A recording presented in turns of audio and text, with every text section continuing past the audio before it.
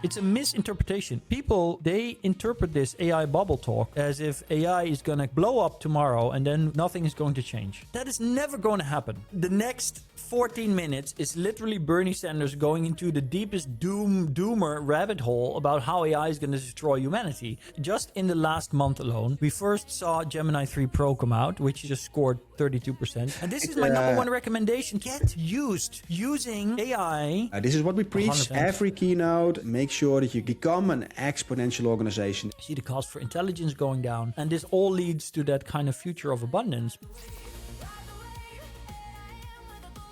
Welcome everybody to a new episode of the Innovation Network newsletter. And remember that name because next year we will have a different name going forward. Right, Aragorn? Yes, for this video anyway. We'll, of course, keep sending out the newsletter because people love it. And why should we stop that? But it's felt a little... So what I'm going to do, or what we're going to do, is we're going to be releasing this not just on YouTube in our small little channel, but we'll make this available as a podcast on your favorite podcast platform, whatever that may be, Spotify, Apple Music. And so to name the podcast Innovation Network Newsletter felt a little silly in the age of AI and endless creativity. So we had AI come up with the best new names, and we gave our own large language the world to come up with some of our own. And we think we've come up with something really cool. But of course, we're going to keep you in suspense. But starting 2026, there will be a super new cool podcast for you to listen to if you can't find the time to read our newsletter. But both will be complementary, covering the same things, but from different angles with different data and available. Yeah. So thanks for checking in again. We have a lot to discuss, but before we go to the big topics, how do you look back at the past 2 weeks, Aragorn? Anything top of mind? Sometimes I think to myself, how can it possibly get any crazier? How can it go any faster? Oh, man. And then it does. And then I'm not sure whether it does because I just got so used to the pace at which it was progressing. So it just seems like new things are fast again, or whether things just keep accelerating. But I think it's a little bit of both. It's funny because listening to Peter Diamandis' Moonshots podcast, they said, oh, we're now 85% certain that Google Gemini 3 Pro is going to be the best model of 2025. And they hadn't even finished saying that sentence, or Claude came out with, or Anthropic came out with Opus 4.5, beating Gemini 3 in several benchmarks, not by a big margin, but still beating it. And then before we knew it, Grok 4.1 was released, which wasn't even a new model, but just an upgrade, beating some of the benchmarks of Gemini, other categories. And now it came out yesterday that the mystery model, which has been outperforming all other models by a wide margin, for example, vending bench and new types of benchmarks being developed for agentic AI, is actually Grok 4.2, Elon Musk's model. And the margin of improvement is, again, just mind-blowing. And now it's just crazy. And then maybe you remember this little company called OpenAI, and once upon a time they had quite a nice AI model. I canceled my subscription, not even there anymore. So yeah, crazy times. Yeah, and then people start believing that Google will forever dominate, right? I saw some remarks in our chat group as well that people say, well, now, so the winner of it all is Google. We don't know what the winner is, right? This is changing who's ahead on a weekly basis. And I always joke in my presentations that it's so much fun to do these presentations because you have always something new to share. But we're now at the level that you prep your presentation for the next day, and during the night, a new model comes out that makes your slide obsolete. It's kind of crazy. Yeah, 100%. This morning I did a keynote for Perfetti Melle, which is the Dutch, Italian candy producer like Mentos, big brands. And I was preparing my keynote, which was like, I don't know, a week old from the last session we had, and I was like, wow, some of this is completely outdated already, and I don't even have the time to really update it. Of course, on the whole of things, for a lot of people, the difference is that we think should be updated might not be relevant to the bigger kind of trends, but it's crazy. Well, it changed a lot. So something like showing cool videos or things that Nano Banana can do. Nano Banana is now in everybody's pocket, right? So if you're a little bit into AI, and more people are these days, then everybody instantly has access, right? So that changes the dynamic of what we present as well. 100%. So this is literally what I did. I basically asked Google Gemini 3 Pro in Nano Banana Pro this question. Research the candy company. Give me one page, one slide strategic infographic on their company. Right? Because I don't know all the companies I go to speak to and I need to prep. And look at what it gave me. I mean, it's incomprehensible. This was like 30 seconds. Yeah. And I was there and asked them, and nobody could find anything that was actually wrong with it. And I'm sure that if we look long enough, there might be some inconsistencies, but I mean, look at this. And Yeah. they even said afterwards, they said, Erwan, thank you so much for doing the presentation in our own prophetic meta style. Like a year ago, that would have cost me a day of work. And now with like 30 seconds. I like to see graphics, right? So this functionality was already existing within deep research. You got a big report and then you could automate it and get a website of it. And now we're one step further. You have this one-page infographic overview that immediately gives you a snapshot of a certain company that you are talking to or want to know more about. It's amazing. Oh, yeah. Actually, I mean, if people haven't done this already, they should. Because this is something I do for all of our clients as well, for all of our workshops, all of our keynotes. So this is a dashboard created with AI based on deep research, which explores the competitive landscape, executive summary, AI impact overview with data, what's going to happen, key breakthroughs relevant to their industry, 2030 scenario. I included the 2027 AI outlook, which is a part of it as well. Action plan for their executives, risks and mitigations, and then, of course, all sources so they can check it themselves. And people are mind blown by this. People sometimes, they're like, wow, this is incredible. We had a client, Ellen and Overy Sherman lawyers, that says, wow, this is great. But the truth is, it takes us, 10 minutes to generate that, maybe 20 minutes for the deep research to finish, depending on how long it takes. And it does the work that usually would have taken weeks if I had to research it myself. I'm amazed by the surprise factor if we show this. This is still a big surprise factor, right? But in a couple of weeks or months, maybe, this shouldn't be a surprise factor anymore. People can easily do that themselves. And yeah. Yeah, I mean, 3 years ago, I did a job like this for Hendrix Genetics, and I think I charged, let's just say I charged a lot of money for doing this, and I spent a week on the research. And now I could do the same thing in under an hour. Yeah, so this is the death of consultancy, or at least consultancy has to move up to a different gear, making sense of this type of data. What does it then mean, right? What's the meaning of it? Talking about speed, I also, especially in the past weeks, as the year comes to a close and you're starting to think about predictions for next year and things that will happen. And all of a sudden there was this prediction that kind of got me, because we've shared a lot of videos and material in our ambassadors group, right? And much more lately, do people share fake news, right? And we are talking about very experienced innovators, artists, coders, but everybody is falling into the same trap. It's becoming so much difficult. We are also stepping into it. And I am puzzled about what we'll do next year if we really cannot tell the difference. The behavior what I do is share less, because I don't want to share something that is fake, right? So I start to share less, but other people are starting to share more. That's where this whole AI slop is coming from. It's so crowded with bad stuff. I was looking for a specific Elon Musk video, and I asked grok to me 10 videos on that specific topic of robotics. It gave me 10 videos on X, all 10 AI crap related. Then I said, I don't want any AI slop. And it just corrected itself. It gave me 10 real videos where Elon was talking during events where I know he actually appeared. But that AI slop, he came up with it first. And I was like, man, this is getting crazy. This is getting out of hand. Yeah, and of course, I think that we'll very soon see kind of guardrails built into these models to compensate for that out of the gate. But right now, what that means is that it requires you to take an extra step to ensure these kind of things. We are talking about how we don't need to go anywhere anymore and explain what's ChatGPT. People know. But I had a journalist, a respectable, smart, very smart woman, text me like a month ago, and she said, I just found out that ChatGPT has different models and they're good for different things. And so this is the reality we live in, right? I mean, you and me, this is like, okay, yeah, of course, we get different models, and now we have usually models that can think longer or shorter. But you and me also know that there's almost always a deep research functionality, right? Which is for deep research. And then there's the option to turn on different database back rag sources. So, for example, I can tell my AIs to only look at scientific papers or only look at certain, and that kind of mitigates all of these things. But even there, we know that of all the papers released in 2024 and 2025, a lot of them had AI in there and even mistakes in there. So we're definitely entering now into a phase where there's a risk of kind of data corruption, in the sense that the AI slop being pushed out becomes part of the data that goes into AI again. That could be dangerous. I'm not too worried, but I think that in the transitional phase, there will be challenges. But even before all of that, the biggest problem is humans. Because I don't know if... Those crazy humans. Yeah, I mean, you might remember this, but I use this a lot for my friends. Because my friends over the years, they always ask me for help with things. And very often I use this. Let me Google that for you. And then I basically create a let me Google it for you link, like how do I use AI? And then type a question, click the button, Google search, and then you get a link here. And then I send that to people and it shows them this. I like what you're saying here, because many of the questions that we got 5 years ago, you can easily say, hey, have you Googled it? And the people say, oh, no, that's a good idea. Exactly. And this is the same thing, right, with AI. Yeah, you're right. Yeah.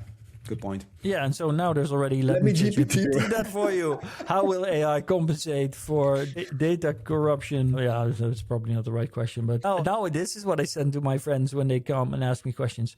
But going back to why it's humans is the problem, because we have a group of 100 extremely smart people that live in this world every day. And some of them post stuff, and then we find out later that it's not real because they were fooled, which shows that they didn't make the required step of always fact-checking anything, because we know that nothing's reliable anymore. And then two, it's also not part of their system yet, despite using this stuff all the time, to think of this. And this is my number one recommendation to our listeners. Get used to using AI for every question you have in your mind, and always double-check the sources and make sure you click the right ones to be included. For a long time, my last slide on my presentation, my keynote, was questions. You quite often have some ending with questions, and I had the joke saying, don't ask me, ask your AI.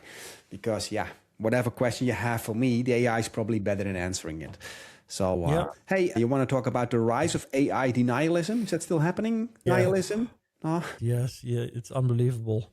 But in fact, I think it's growing. So the rise of AI, this is an article by Louis Rosenberg. I've been following him for years. Super interesting follow. Very much AI scientists are doing some super interesting stuff. He's, for example, in the past made examples of how AI can be used to create a democracy where people no longer vote, because you can create a system with real-time input, always reflecting the most optimal choices for anything based on the data available from the collective. And I'm simplifying things now, but I think that what he's doing is the kind of foundational research that's necessary for our future societies.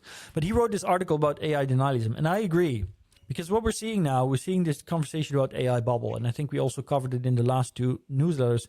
But I think that this AI bubble conversation is completely, and we said this before, I want to emphasize this, it's a misinterpretation. People interpret this AI bubble talk as if AI is going to blow up tomorrow and then nothing is going to change. But that is never going to happen. And the reason for this is it's AI denialism. People on some fundamental instinctive level just can't accept that we might no longer be the superior intelligence in the world that we know. They see that as a threat on a subconscious level, and they simply cannot imagine the world changing so fast, because we are simply evolutionary not wired to understand this kind of exponential change. And yes, the last 400 years were already incredible, but now we're entering into a completely new kind of phase where the progress is so fast and the change so significant that people are just outright denying it. It's like when you're in a car crash and you're basically in shock, or when your girlfriend or boyfriend breaks up with you and the first day you kind of can't believe it actually happened. That is what's going on now, but then on a kind of societal level. And this also is a herald of the Luddite movement that will rise inevitably, where people will reject AI and robots and even put them on fire and crazy things. I think it's good that you keep on reiterating this fact. But on the other hand, I know, no longer interested in people who deny AI. It's interesting to talk about the bubble and talk about the financial aspects of the bubble and overinvesting. I think that's an interesting conversation to have. But to deny AI, I think we've moved past that. Well, I agree. It's not productive, but I think that we need to, and again, maybe we disagree here, but I just think that we need to keep in mind that there's a very large group of people that will be part of this. I literally saw that yesterday, and I don't remember the details, but a very well-known, renowned film artist declared at some massive film festival that he is going to hire a squad, I don't know, like some military unit to take out AI. I'm quite serious about that. Because let's declare war. There's literally declaring war on this, because they have just decided that this is something they don't want to happen and it's bad for humanity, and therefore it has to be destroyed. And I don't know if we covered this. No, we didn't. So in my keynote, I covered the fact that Bernie Sanders recently came out with a statement, right? Thanks very much for joining me to discuss a very important issue. Artificial intelligence and robotics will transform the world. It will bring unimaginable changes to our economy, our politics, warfare, foreign policy, our emotional well-being, our environment, and how we educate and raise our children. No, we're not going to watch it entirely, and our reason don't even want to watch it You don't entirely. want to see it because again, the next 14 minutes is literally Bernie Sanders going into the deepest doomer rabbit hole about how AI is going to destroy humanity, and it's just crazy. People are so overwhelmed by their fear and uncertainty and doubt, and they completely are ignoring all the upside. And so our newsletter is now going to be a bastion for the truth about the potential upsides and the many benefits humanity. Yeah, we always are on the positive side, kind of negates all the negative things, but we too should mention both, right? We're asking Bernie to say if you say something negative, say something positive as well, so people can outweigh both sides of the aisle, and we should do the same, right? And so, yeah. Let's dive into one of the first topics that I have on the list here, which was interesting as well. Of course, another Black Friday record selling sales. But that's not what caught my attention. After reading this article and a couple of more articles, it turns out for the first year, more than 50% of sales is done on mobile. Okay, nice. So you see the trajectory from people actually shopping on mobile becoming more than doing for the desktop. But the use of AI agents for the shopping has increased 700%. Of course, last year it wasn't that much, so that's a big curve. Yeah. But this marks an interesting thing, right? This marks a thing. It's a big difference if you are a marketeer and you have to get your website ready for Black Friday and you do all kind of discounts because human is buying something. That's a completely different game from when you have to make it agentic ready, because an agent is just going to look at the whole price history of the entire period. You cannot do discount tricks. It's not going to look at marketing material. It's just going to compare prices and products. And we're moving into a completely different world. And I think that if you're a consumer, getting your AI agent ready for Black Friday kind of events is a smart thing to do. If you're a marketeer, you should be on the other side of the aisle and raise your game as well. Yeah, and again, of course, coming back, I mean, like I said, this morning I was at one of the biggest confectionery companies in the world for candy, which is, of course, an impulse product, as they call it, I think, that you buy on impulse. And I was happy that they took it very serious. And one of their executives or the people there asked me, what's the horizon on humanoid robots and AI doing all the shopping? Because we are really dependent on people seeing our signs and then thinking, oh, I feel like buying some Mentos or bring some Chupa Chup for my kids. And so how's that going to change? Because once it becomes a robot or an AI doing the shopping, they don't have a sweet tooth. They don't do an impulse purchase. They don't do any impulse buying. No. And this is 100% the truth, right? Because this is going to go for everybody. Like Kai-Fu Lee said in 2041, the book that we used to give away, there's going to be like a middleware layer where every single individual, every consumer in the market in between 5 and 10 years will have a digital twin AI. And this might even start over the next few years already, that will represent them in the online buying process. Exactly. And now, of course, people that don't have unlimited resources or are not above the average wealth level, they will not want an AI to buy things in their name without their consent because they need to juggle their money. But that doesn't mean that the AI will not be the one to look for the best deals for them, to put together their shopping list, to prep everything that needs to be bought and when, so that only the human needs to press on the final button to agree, right? So the whole process of selection is outsourced to something that is not as impulsive as humans. And because impulses has been our biggest challenge as human beings, I mean, just look at the obesity rate around the world, that's directly related to that. This will be something that a lot of people will probably embrace. Yeah, right? well, you're hitting on something else, right? If people are measuring their health and the sugar levels with an AI, that AI will definitely not recommend buying more candy, right? So that's not in favor of a company like Perfetti. On the other hand, if you go all the way through with what we've seen happening in China, for instance, that you sit in a park and you want to have a coffee, you can just order a coffee and a drone brings it by. So I can envision a world where you think like, I need some popcorn or whatever, and a drone is pretty quickly in delivering that. That should be a new market for, I guess. Yeah. I think so many businesses, and this is just one example, so many industries will really have to start rethinking everything about how they've been doing things. Yeah. And so many of them are not prepared. I honestly think we're going to see an absolute slaughter over the next Yeah, 5 absolutely. of businesses that will just overnight completely disappear because models change so abruptly, so significantly that they just can't keep up, and they weren't prepared because they didn't take it seriously enough. I think that's going to happen. And I think for the world at large, that doesn't necessarily need to be a bad thing, but that is going to happen. Yeah, I agree. Hey, you already mentioned the AI rankings part, but maybe it's good if we dive in a little bit on it. Yep. There's a couple of things to unpack here. I have 2 things ready to look at. One is the IQ tests and the progress over that. And I have the ARC prize here ready. Maybe you want to walk us through a little bit on your findings and opinion about it. Yeah, sure. So that we can see it a little closer up. Trying to do that. Command mouse wheel forward. There you go. So what you're seeing here is interesting because you might think, if you just glance at this, that AI is spread all across the IQ spectrum. And you might also think that because the bell curve centers on 100, that the average IQ for humans is 100, and therefore this is how we compare. But both would be wrong. One, the average IQ for humans is 89 globally.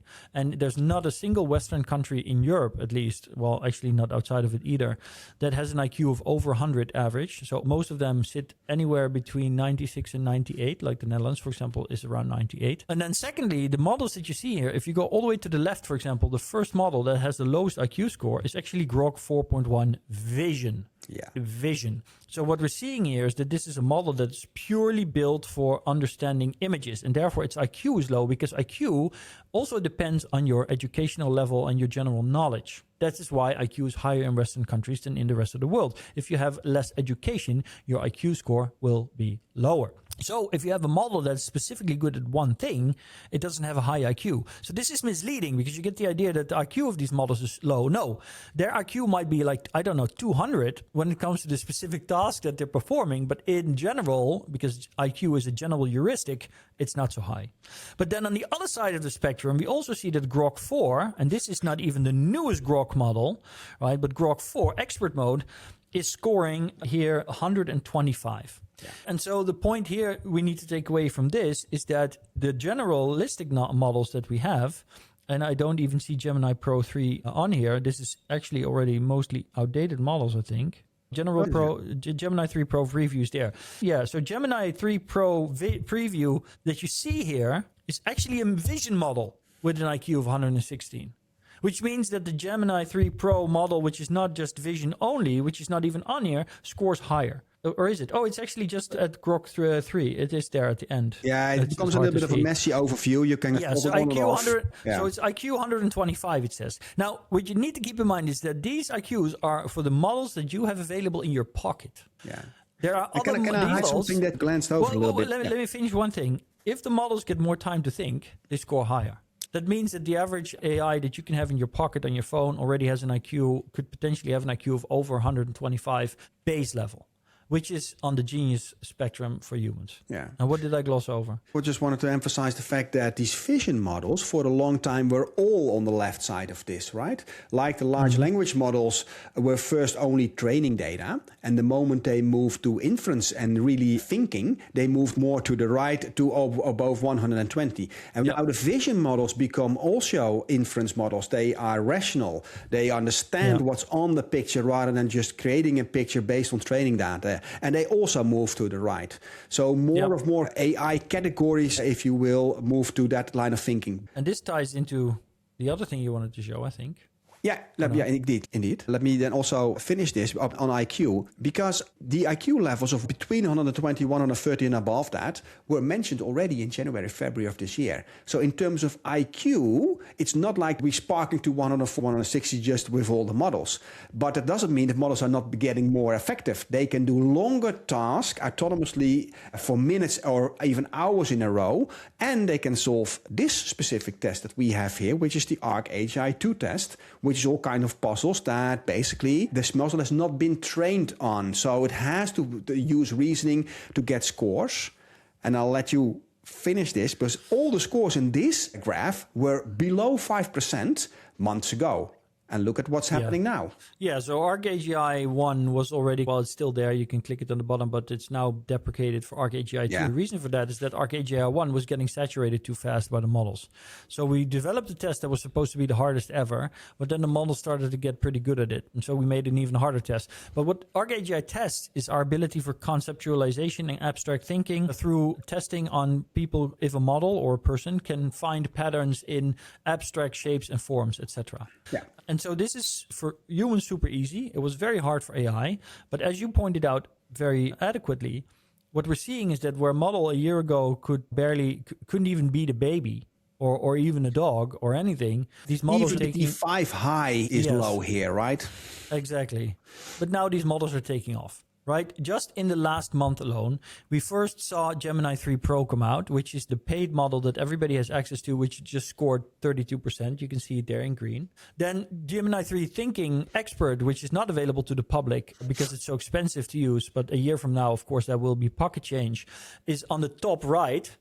And it's outperforming everything on this chart, right? And so it went up to almost 45%. And then Opus came out, which also scored super high. You see the red line. And then just this week, we saw a wrapper, so a platform called Poetic, and you have that ready, obviously, yes, which is a wrapper which combines models for better performance. And it outperformed all of these by another margin of 15%. So Poetic Mix now sits at 65%. So we went in 2 years, again, from zero performance on conceptualization, abstract thinking, pattern recognition, and visualization to now 65%. Yeah. I want to ask you a question. I genuinely don't know. Do I understand correctly that these mixes that are being created using all these different models, in this case, a grok and Gemini, and they feed each other's answers and they reason with each other to get to a better answer, and that is guided in a smart way to get to better results? Do I understand that correctly? Yeah, so we can check, of course, how Poetic exactly did it. But my understanding is that it is basically a variation on the mixture of experts, which we're seeing is getting more and more use. So, for example, Grok and Gemini already have kind of architecture where there's a mixture of experts integrated in the model.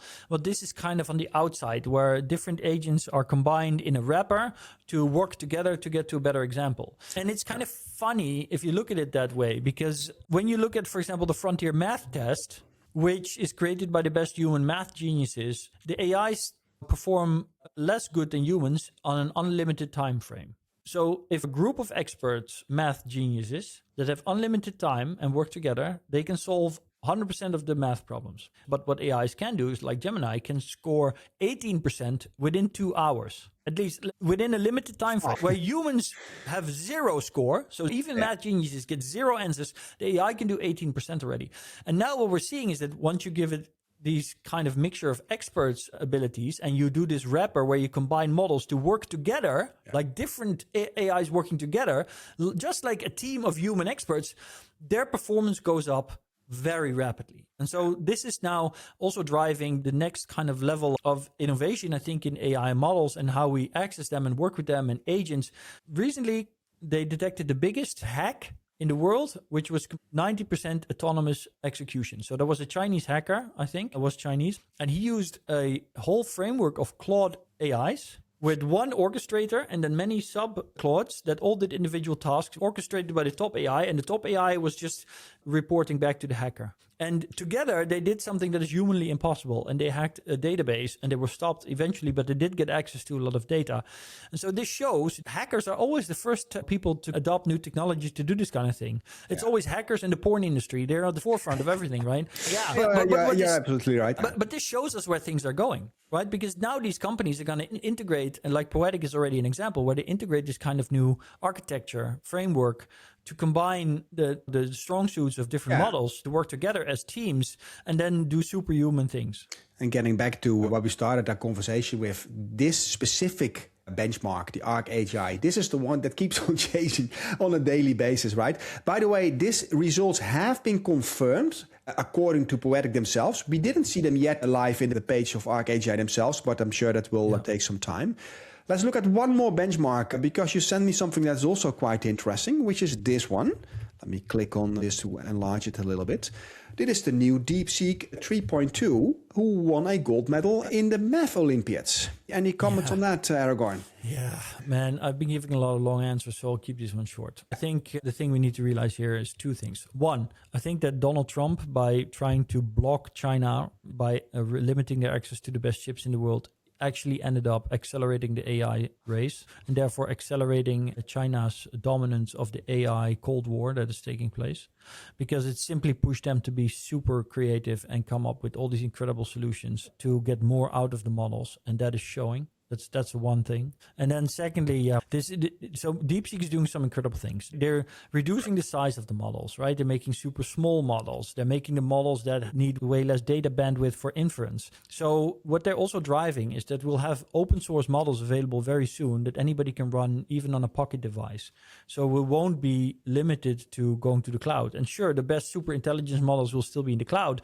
But imagine having an 150 IQ model in your pocket next year that can run on your phone, and you don't even need to be connected to the internet or give your information to Google or anybody. And then because you can code everything yourself with modern AI, you'll basically be able to design your own kind of platform, framework, wrapper, whatever you want with these AIs. So we're kind of potentially heading into a future where we can actually become completely free and independent of big tech companies if things keep progressing like this. And I think China, that's what they're trying to do. Because when they do that, they completely undermine the biggest force of power and influence that the US has in the world today, and that's their tech companies. Yeah, I agree. So let's pivot to another nice topic, and let's talk about the Genesis mission of the United States government has entered the game with more massive force. Double the speed of scientific discovery in the next 10 years is the tagline and objective here. Did you have time to dive into this? I haven't dived into it deeply. I know what it's about and what they're trying to do. Again, we hear a lot of these plans coming from China. They have this AI plus plan for 2030. They have the 2040 plan. This is the US on that 10 years outlook, but really focused on material science, right? Trying to get to the depth of the molecules, the particles, and quantum mechanics, and bringing all knowledge and labs together to do so. The interesting thing here is you need to go back to Donald Trump's announcement of this, where they actually called this the equivalent of the Manhattan Project for AI. And it's a very interesting choice. I think it was a stupid choice because the Manhattan Project led to the creation of the atomic bomb, which was then used to blow up Hiroshima and Nagasaki. And although I think that strategically that saved more lives than it cost, it was still a horrific moment in history, and that whole project led to the creation of a weapon, not to something that systematically improved the life of humans around the world, one could argue.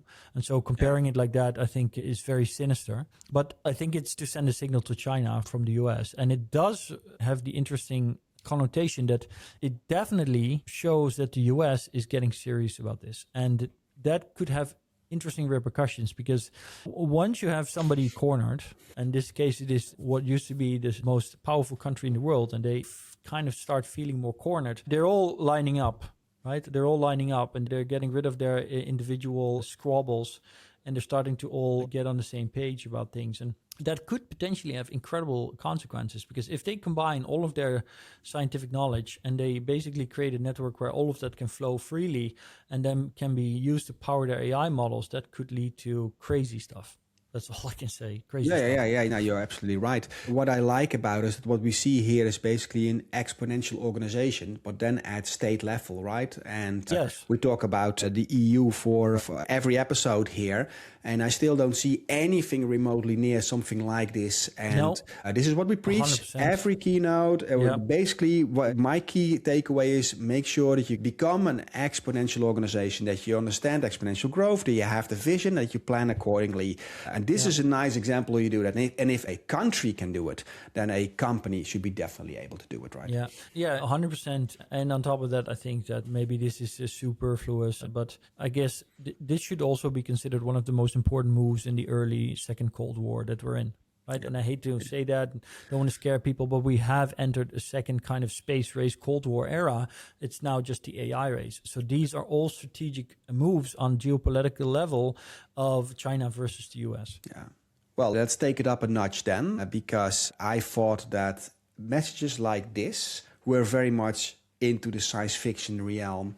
But it seems that there are already some H100s from NVIDIA in space, and there are some big plans to move data centers into space.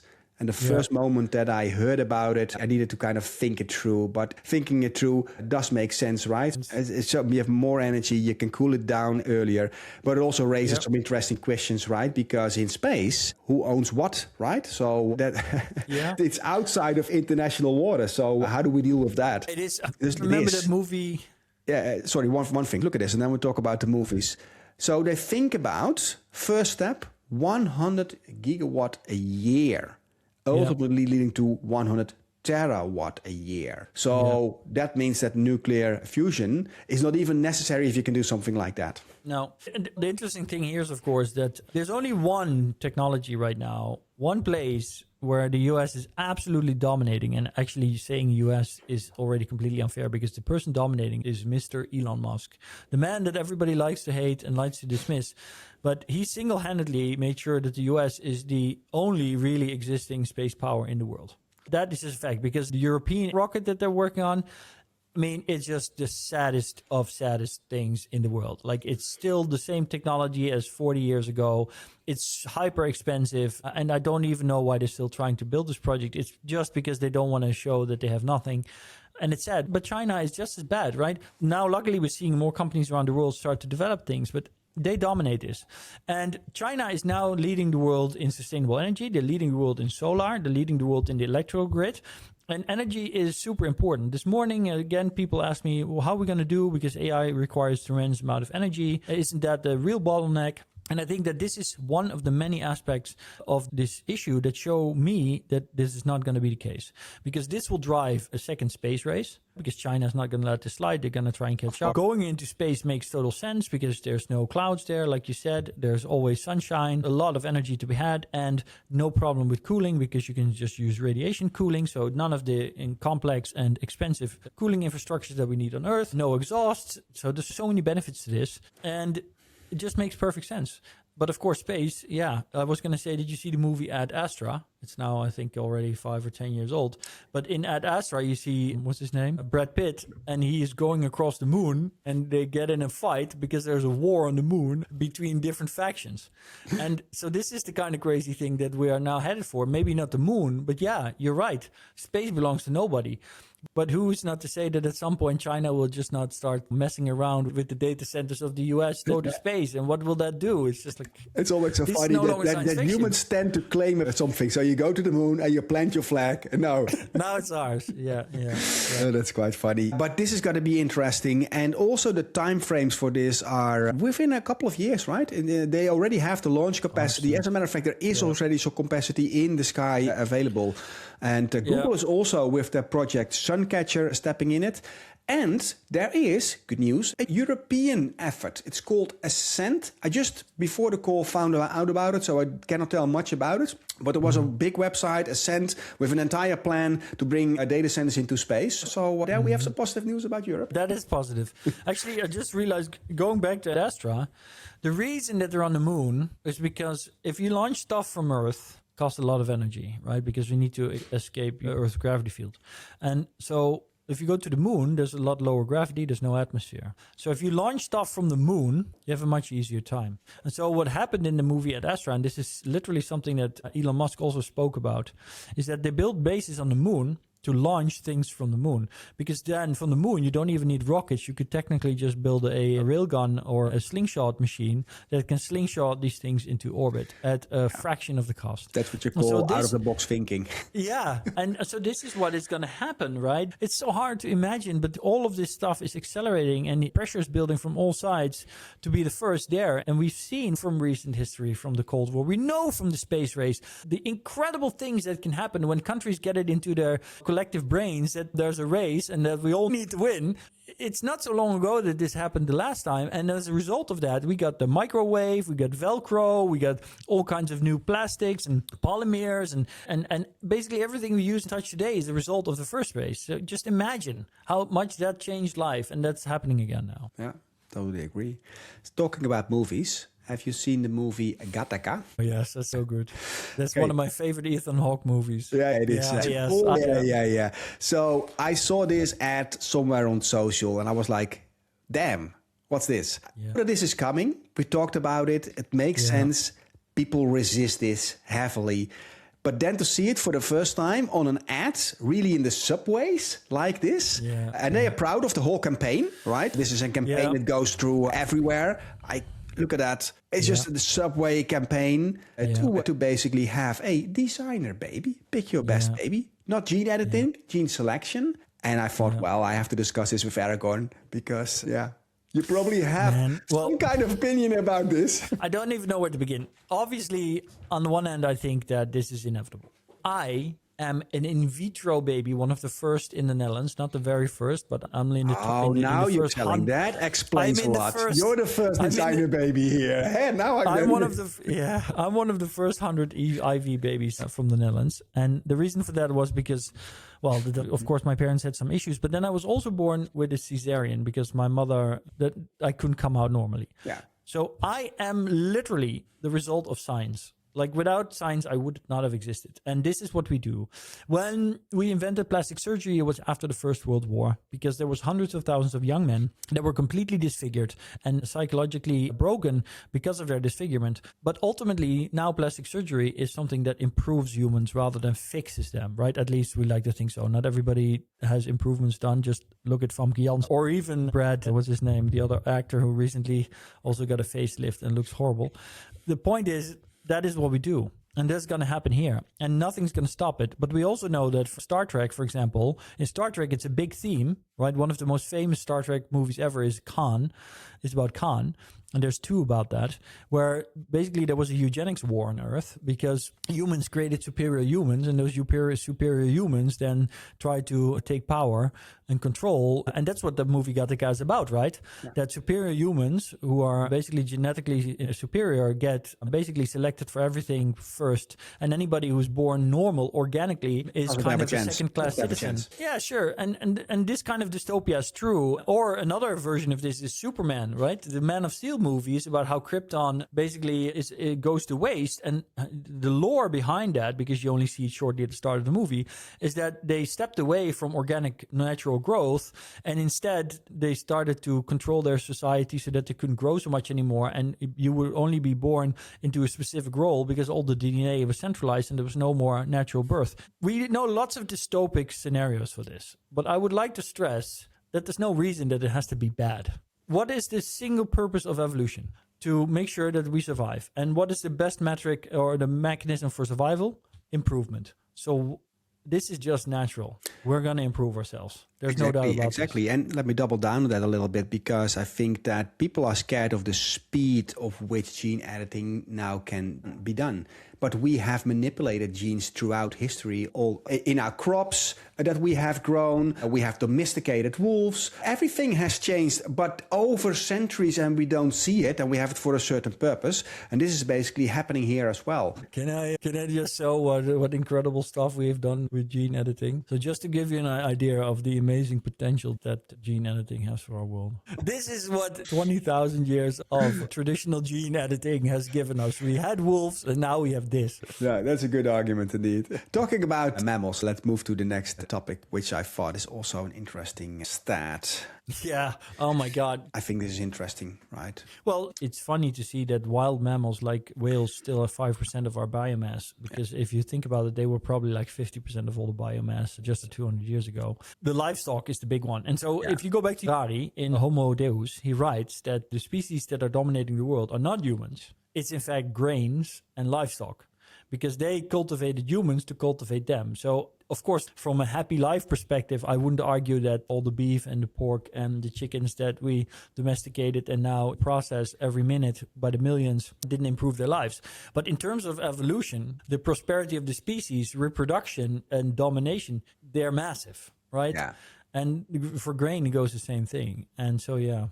But what's interesting, there are a couple of things to take away. Of course, since humans are on this planet, since the Anthropocene started, you see the impact right away. Like 96% of the total weight of mammals is now humans and livestock, right? Only 4% is wild.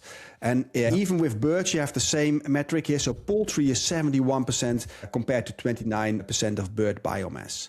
But I looked a little bit deeper into this. If you take the total weight of that 5% wild mammals and you compare that before the Anthropocene, the calculation actually that we have even more wild mammals. The diversity has just been taken out for a large part, but in total weight, it's to be expected that it is grown.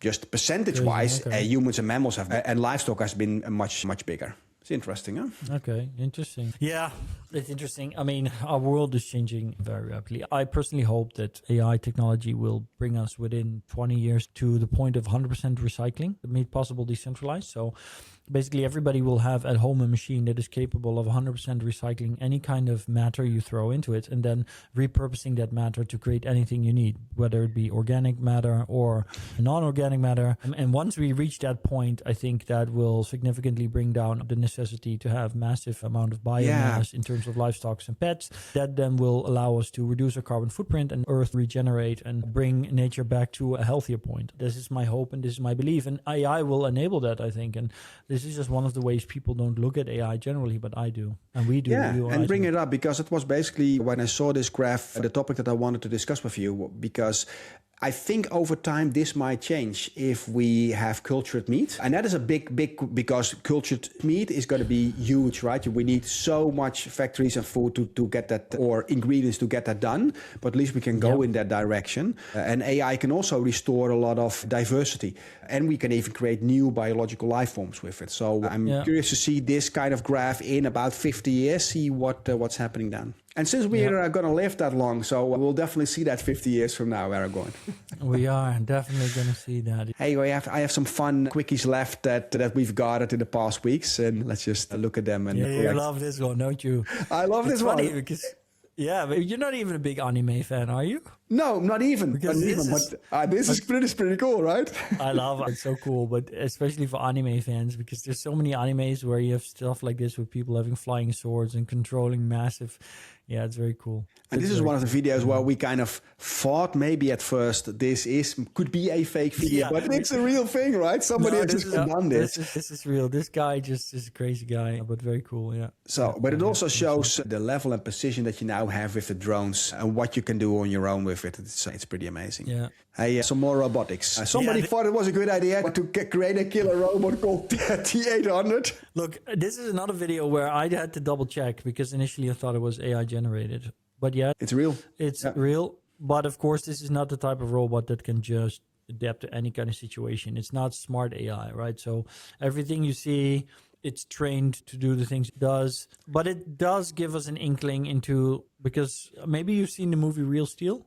I saw that movie. It also sounded a little bit further in the future that we could something see. And now it becomes so quickly reality. We're going to see this. Actually, as a matter of fact, the Chinese love this. They built this robot. That's why all these fighting videos are here. Oh, yeah. Look, there's going to be the UFC for AI robots, 100%. Within 5-6 years, they will start that. It will become a massive international sport. Like things that you see in movies like Alita Battle Angel, Real Steel. That's going to be real, man. It's happening. These robots are going to be there. They're going to be doing the fighting. And it's honestly, I think it's such a missed opportunity. They called this robot T800, probably referring to the Terminator, because the Arnold Schwarzenegger robot is probably that must be. But it must be a marketing thing. It's a shame. You should have called this robot Adam, just like the robot is called in Real Steel, because he was great, but there was also kind of something nice about him. And now they choose to call him after a killer. I don't know why, but whatever. But yeah, this is going to be real. These things are happening. As much as things are changing in terms of higher quality, more intelligence, you often talk about driving down costs. And in your keynote, you always refer to the price of robots and how much is declining. Did you see the new price of the Unitree? Yeah, it's crazy. $5,000. But then again, I mean, yes, it's crazy and yes, it's cool. And I think that they're very consciously going for this, because you got to look at it. If you look at this robot, there's a few things you have to keep in mind. One, look at its hands, right? It doesn't have any kind of manual dexterity. It cannot pick things up. It cannot really do anything. This is a gimmick. We need to keep that in mind. It's a gimmick. But at the same time, all the actuators that are in there for doing its arm work, its leg work, the models that drive it to be able to do all of these complex physical movements and motions, all of that is also included in this price. Right? Exactly. And remember that 2 years ago, Martijn Lukaert from Oddbot, part of the Innovation Network, purchased one around 17,000 euros. And you see that clunky machine compared to this machine, you have a clear indication of the speed of development in functionality, but also in downwards in price. So I thought it was worth sharing. Exactly, because what you're seeing here is you're seeing the deflationary power of technology. Yep. So prices are going down, and that means that if we would have a humanoid robot produced today, like a figure that can do real work, that 90% of the cost for that robot go, 1, into the dexterity of the hands, and 2, into the more complicated model to drive its behaviors, movements, and learning capabilities. But the prices for AI models, we know, they go down exponentially. I mean, just the newest AI models released recently, the new frontier model, Gemini, is actually cheaper than the previous frontier model.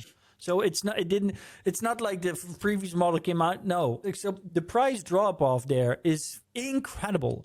And that's what you see always with these technologies. And the more complicated, the more advanced, the more you see that.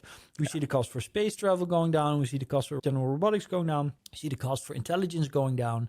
And this all leads to that kind of future of abundance, because once you can create things that take over production and increase efficiency, but the price for these things is already on an exponential slope going down, that means that the price for everything is going to basically be near zero at some really close point in the future, anywhere between now and 20 years from now. Yeah, indeed. Let's move to the last one as well, and that is a post on LinkedIn from... Yeah, I can comment on this, but this is really your topic, Patrick, because what we see here is the big problem that most companies in the world struggle with. We already knew from the McKinsey State of AI report, which you pointed out, that when they say on the news or in the newspaper, most companies are not benefiting from AI. The reason for that is that the majority of companies are not going for this.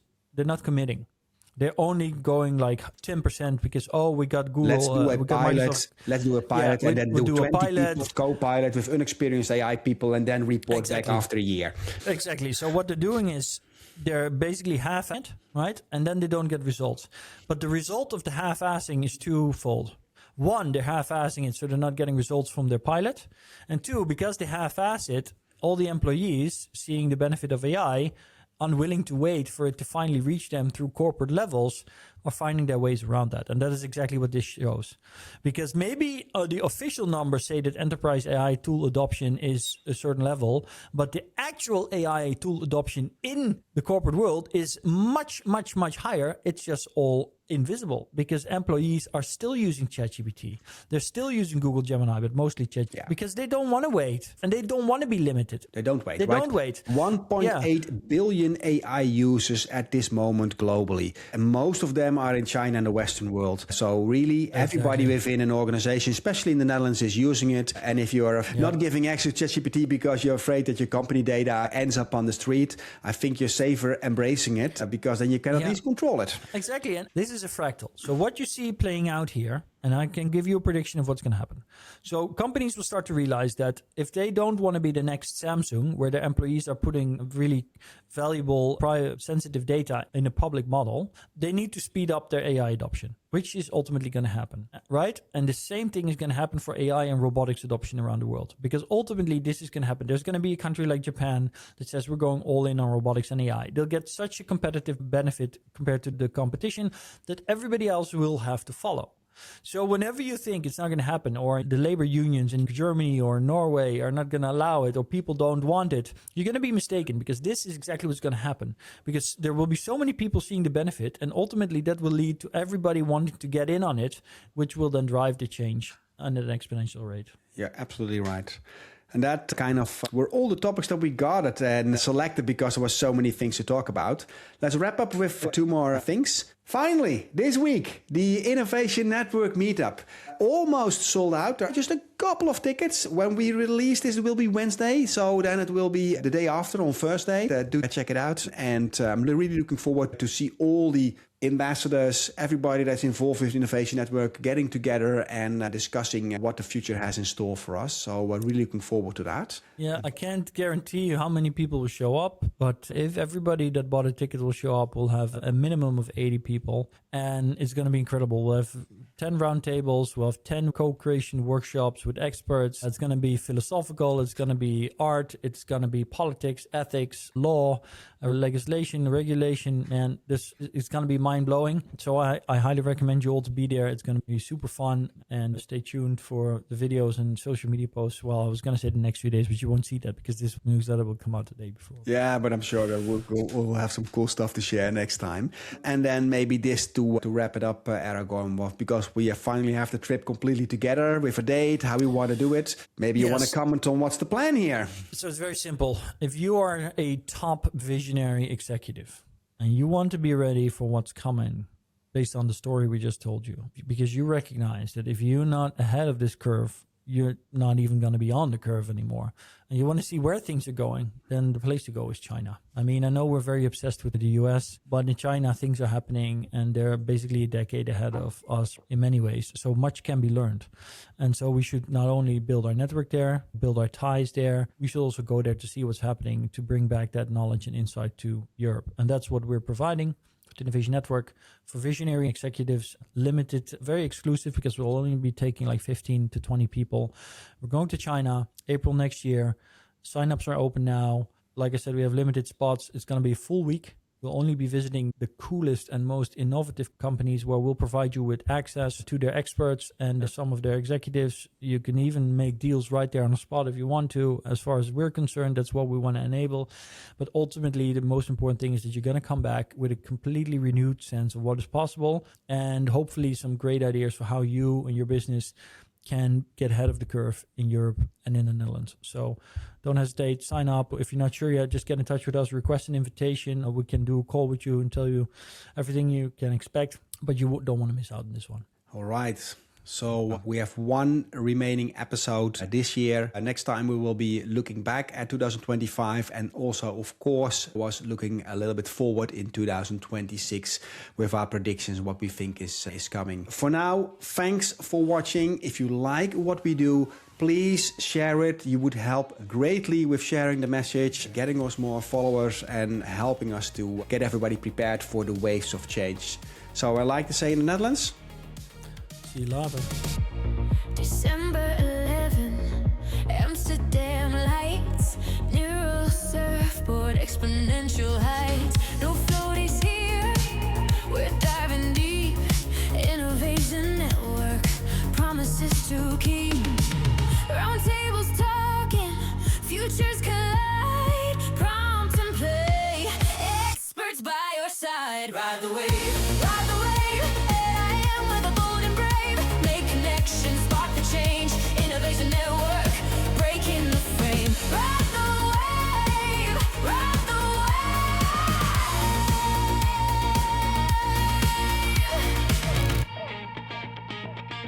wave. From film to robots, ethics to code, automation dreams on every road. Bring your questions, bring your fire. Step up and lead, take it higher. Productivity hacks, podcasting tools, co-creation breaks all the rules. Ride the wave, AM with a bold and brave. Make connections, spark the change. Innovation network, breaking the frame. Ride the wave, ride the wave.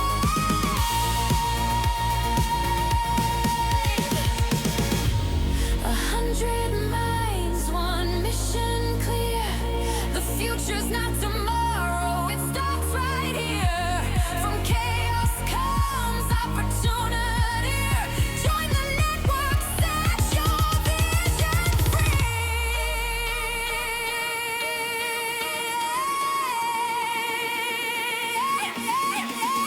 Ride the wave.